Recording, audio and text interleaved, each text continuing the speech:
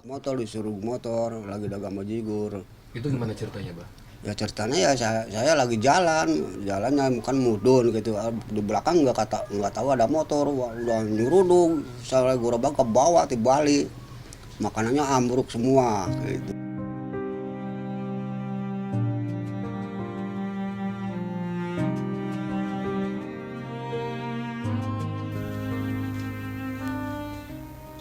Tahun ini Abah Sadikin menginjak usia 70 tahun.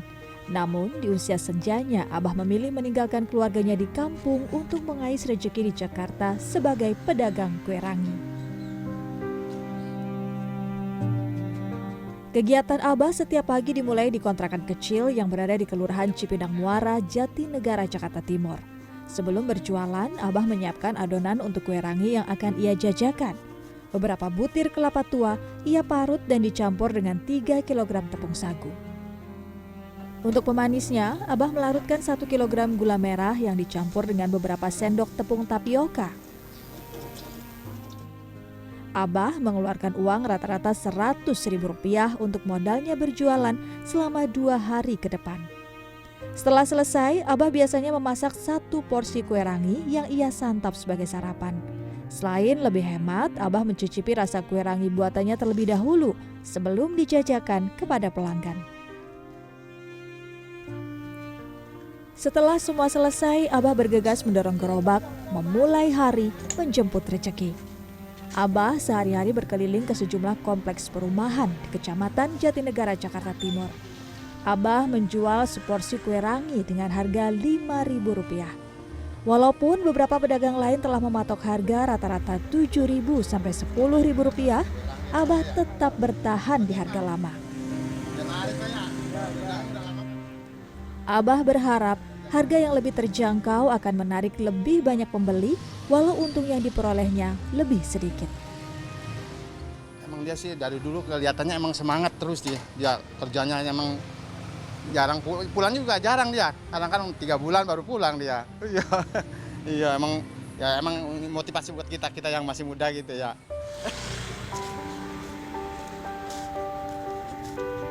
1998 adalah tahun pertama Abah menginjakkan kaki di Jakarta. Ketika itu Abah berjualan bajigur lengkap dengan kudapan pendampingnya. Namun 5 tahun yang lalu Abah memutuskan untuk berhenti menjual bajigur dan beralih menjadi penjual kue rangi. Selain modalnya tak terlalu besar, Abah terpaksa beralih setelah tertabrak motor. Kecelakaan itu membuatnya trauma hingga saat ini. Udah ditabrak motor, disuruh motor, lagi dagang bajigur. Itu gimana ceritanya, Bang? Ya ceritanya ya saya lagi jalannya kan mudun gitu. Di belakang nggak tahu ada motor, wah, udah nyuruduk. Saya gerobak ke bawah, dibalik. Makanannya ambruk semua gitu. Namun malang tak dapat ditolak, untung tak dapat diraih. Sekitar 2 tahun yang lalu, gerobak kue rangi Abah terguling ketika melintasi jalan berlubang. Adonan kue ranginya pun berhamburan ke jalan. Lubang, airnya penuh gitu. Jadi yang sebelah rodanya ke bawah, yang satunya di atas, jadi dibalik bisa nggak ditahan nggak bisa ditahan, dibalik semua gitu. Sudah bisa baru dibangunin. Udah makan. Gerobaknya? Ya gerobaknya ditolongin pada dibantuin ngangkat gitu. Kan berat bajigur mah. Baru udah balik lagi aja, pulang lagi gitu. Kisah perjuangan Abah tak berhenti sampai di situ. Tepat setahun yang lalu, Abah pernah ditipu oleh seorang warga yang berpura-pura membeli dagangan miliknya. Minta kue rangi, pesen kata kue rangi 8 biji bah. Baru bikin 3 biji malah pinjam uang dulu bah, karena mau nembus motor karena di bengkel katanya begitu. Berapa? 50.000 aja. Dikasih udah ada sejamnya ditunggu nggak datang sampai disusul ke pasar nggak ada orangnya, tahu kemana kabur kali gitu. Menjelang siang, matahari perlahan tertutup oleh awan hitam. Tak lama kemudian, hujan lebat pun turun membasahi jalan. Abah bergegas menepi, mencari tempat untuk berteduh. Gerobak usang milik Abah memang mudah kemasukan air. Kalau sudah begitu, adonan sagu miliknya menjadi lengket dan tak dapat diolah menjadi kue rangi.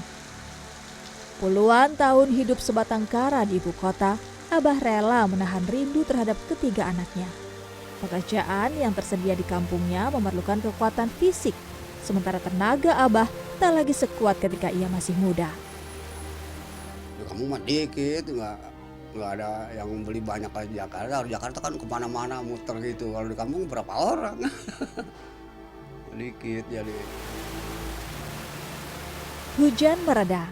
Meski masih hujan rintik-rintik, Abah kembali berjualan. Namun kali ini, Abah melangkah dengan lebih berhati-hati. Bukan sekali dua kali, Abah terpleset karena licinnya jalanan. Jatuh kayaknya di kebun. Jatuh terus jadi sakit. Jadi sebulan mah nggak bisa tidur aja, nangis terus. Sampai urut ke tukang urut berapa balik. Masih anggar terus ke dokter ada 10 dokternya terus. Setengah jam berkeliling, tiba-tiba hujan lebat kembali turun. Abah bergegas menepi mencari tempat untuk berteduh. Memang akhir-akhir ini pemasukan Abah tengah turun drastis akibat hujan. Jika sebelumnya Abah mampu mengantongi untung bersih sedikitnya Rp50.000 sehari, beberapa pekan terakhir Abah hanya mengantongi rata-rata Rp20.000 saja. Abah biasanya pulang ke kampung halamannya Desa Babakan Mulya, Kecamatan Kuningan, Jawa Barat setiap 3 bulan sekali. Namun sudah setengah tahun terakhir Abah tak pulang, lantaran kondisi keuangannya tengah menurun drastis. Tak lama kemudian azan sholat asar berkumandang. Abah bergegas menuju masjid terdekat untuk menunaikan sholat. Meski pekerjaannya berat untuk orang seusianya, Abah tak pernah berpikir untuk meminta dinafkahi oleh anak ataupun kerabatnya di kampung halaman. Baginya, selama masih mampu, ia akan berusaha untuk mengais rezeki sendiri. Rian Fernando, Dwi Agung Yuldiarto, Jakarta.